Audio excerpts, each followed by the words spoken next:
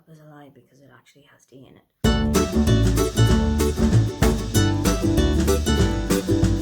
Hi, welcome, come on in. My name is Aoife and this is the very first video on my new booktube channel, so please be kind. I thought that the best way to introduce myself to the community would be to do the Do I Have That Book challenge. You may notice that there are no bookshelves behind me. That is because they are actually to my left and to my right, so I'm going to clock up a hell of a lot of steps on this. So without further ado, let's get started. The first question is, do I have a book with deckled edges? No.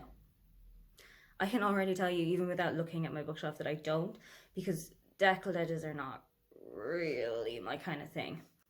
The second question is, do I have a book with 3 or more people on the cover? I need to check that out. Of course I do. The Babysitter's Club series by Anne M. Martin actually has 7 main characters. So the majority of the time, quite a lot of them will feature on the main cover. So we've got 1, 2, 3, 4, 5, 6, all 7 of them here. I think that counts. Question number 3, do you have a book based on another fictional story? Yes! This is Call It What You Want by Bridget Kemmerer. I just finished this, I think, 2 or 3 days ago. And it is a kind of high school reimagining of the story of Robin Hood. So one of the main characters pretty much does what it says on the tin. He steals from the rich to give to people who are a lot less well off than he is. Question number 4. Do you have a book with a title 10 letters long? Maybe. Yes. This is I Owe You One by Sophie Kinsella. And I always have to remind myself that it is Sophie Kinsella and not Sophie Kinsella. This is on my TBR, so I have no idea what it is about. But I am really hoping that this wins me back over to Sophie Kinsella, who haven't really gotten on that well with in the last couple of books. Question number 5. Do you have a book with a title that starts and ends with the same letter? Does this kind of count? I'm going to say that this kind of counts. That seems to be a kind of a subtitle, because that's pretty much the title of the entire series, The Sisterhood of the Travelling Prance by Anne Brashers. So I'm kind of going to count it. Sorry, not sorry. Question number 6. Do you have a mass market paperback? No.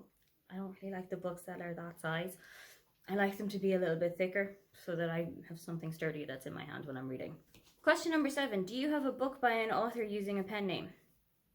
I think everybody has a Harry Potter book in their apartment. Question number 8. Do you have a book with a character's name in the title? I just bought this one maybe 2 or 3 weeks ago, but yes, I do. Question number 9. Do you have a book with 2 maps in it? Oh, I think I do. Yes, I do. This one is a thriller. It's the 4th in the D.I. Adam Fawley series, which are set in Oxford, and it follows D.I. Adam Fawley and his crew of detectives who are at this book looking at a case that heavily involves social media.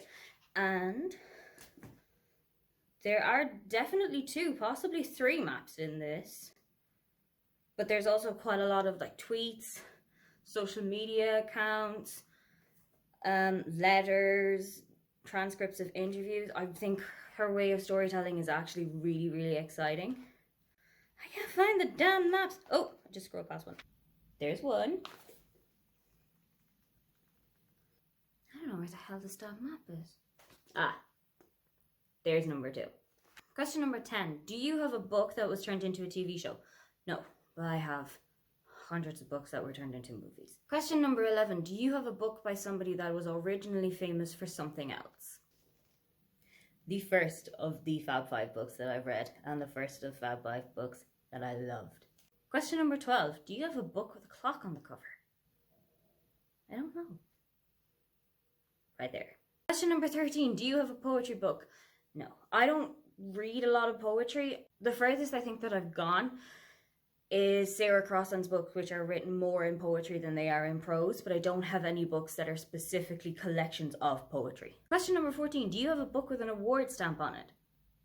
I mean, I must by this stage. Does that count? I'm counting this. I'm bending the rules so much in this. Who gave me permission? Question number 15. Do you have a book by an author with the same initials as you? Yay! Don't tell me that has a damn award sticker on it. I have a. Question number 16. Do you have a collection of short stories?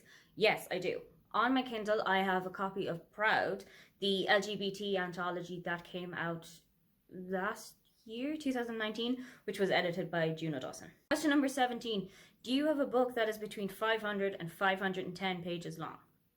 I might need about an hour and a half figuring this one out. I can't even come close. I think the closest that I've got is 468. That doesn't really fulfill the brief. Question number 18. Do you have a book that was turned into a movie? Now we're talking. This is a movie cover, which I abhor, of The Confessions of a Shopaholic book, once again by Sophie Kinsella. Question number 19. Do you have a graphic novel? No. I am not a big fan of graphic novels, so I don't really have any of them on my shelves. Question number 20. Do you have a book written by 2 or more authors? I do. I was super hyped for this book, bought it when it came out. Guess what's still sitting on my TBR shelf? So thank you guys so much for watching. I hope that has given you a little bit more of an insight into the kind of books that I'm reading and the kind of books that I'm going to be talking about on this channel. Leave a thumbs up if you enjoyed it, and don't forget to subscribe. I'll have new videos every week. I got on out of here.